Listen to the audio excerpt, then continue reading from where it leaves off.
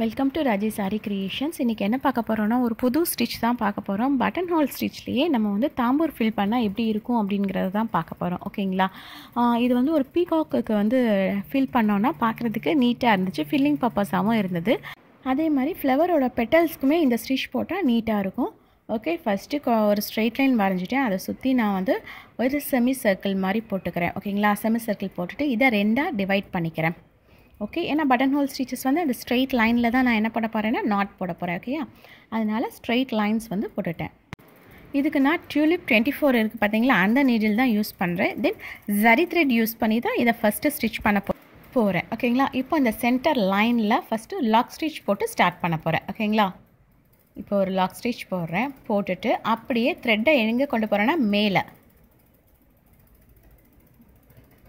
மேலே போயிட்டு ஒரு செயின் ஸ்டிச் கொடுத்து த்ரெட்டை என்ன பண்ணணும், அப்படியே ரிவர்ஸ் கொண்டு வரணும். ரிவர்ஸ் கொண்டு வரும்போது ஸ்டார்டிங்லேயே நமக்கு என்ன ஆகிடும்னா, ஸ்டார்டிங் பொசிஷன் வந்தோடனே லாக் விழுந்துடும்.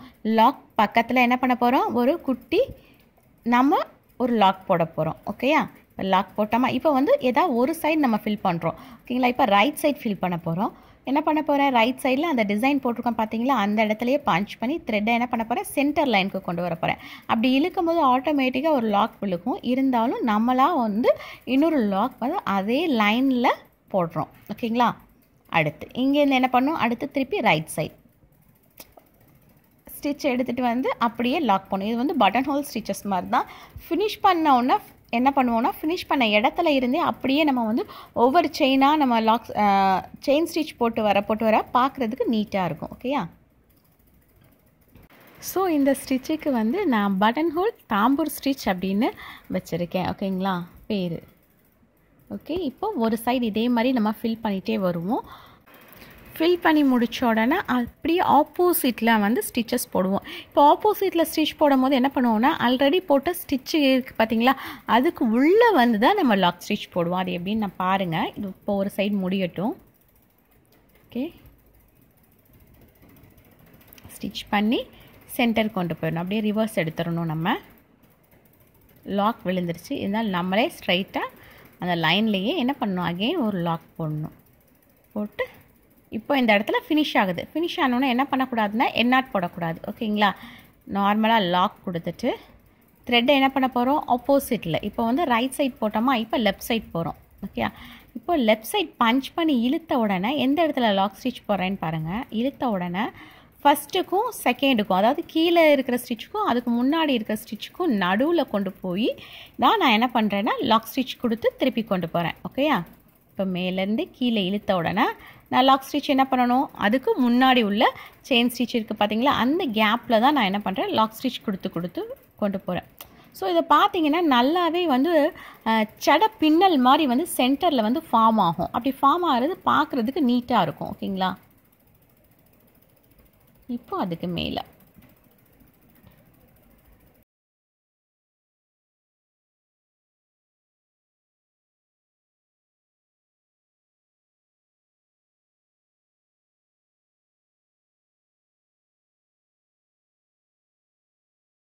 இப்போ இந்த மாதிரி செயின் ஸ்டிச் போட்டுட்டோம். இப்போ என்ன பண்ண போகிறோம், நெக்ஸ்ட்டு இப்போது பட்டன் ஹோல் ஸ்டிச்சஸ் போட்டு நீட்டாக வந்து அந்த லைன்ஸ் வந்து ஃபினிஷ் ஆகிடுச்சின்னு தெரிஞ்சதுக்கப்புறம் இப்போ லாக் போட்டு எடுத்துருக்கோம் பார்த்தீங்களா, அதை அப்படியே என்ன பண்ணணும்னா செயின் ஸ்டிச்சாக போடணும். ஒவ்வொரு இதாக விட்டு ஓகேங்களா, ஒவ்வொரு பட்டன் ஹோல் ஸ்டிச்சஸோட அந்த கோடு இருக்குது பார்த்தீங்களா, அதை விட்டு செயின் ஸ்டிச் போடணும். இப்போ நெக்ஸ்ட் இப்போ பாருங்கள், இதுக்கு மேலே போடுறேன்னா அடுத்த ஸ்டிச் அந்த ஒரு கோடு இருக்குது பார்த்தீங்களா, அந்த கோடுக்கு மேலேயே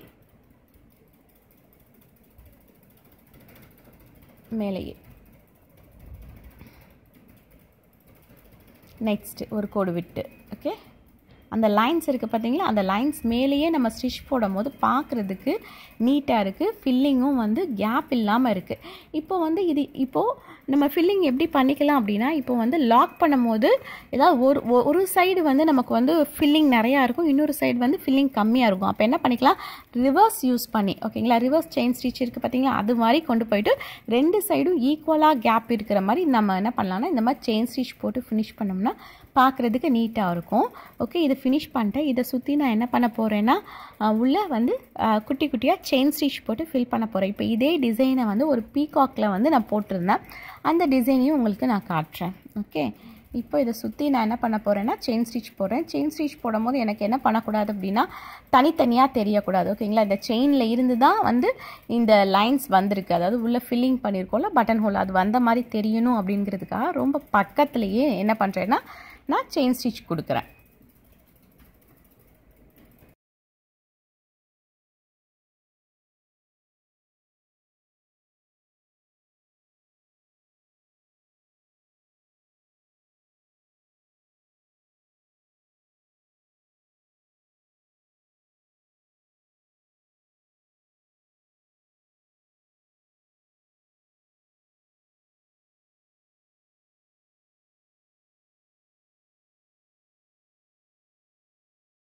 ஓகே, இதான் அந்த பட்டன் ஹோல் தாம்பூர் ஸ்டிச்சு சொன்னேன் பார்த்தீங்களா, அதை யூஸ் பண்ணி இந்த பீகாக் வந்து நான் போட்டிருக்கேன். ஓகேங்களா? பீகாக் ஃபஸ்ட்டு டிசைன் ஃபுல்லாக ஸ்டோன் செயின் வச்சு ஃபிட் பண்ணி அதுக்கப்புறம் உள்ளே வந்து நம்ம இப்போ போட்டோம் பார்த்தீங்களா, அதே மாதிரி தான் நான் வந்து ஃபில் பண்ணியிருக்கேன். இது பார்க்குறதுக்கு நீட்டாக தான் இருக்குது. நீங்களும் இந்த டிசைன் போட்டு பாருங்கள், ஈஸியாக தான் இருக்கும்.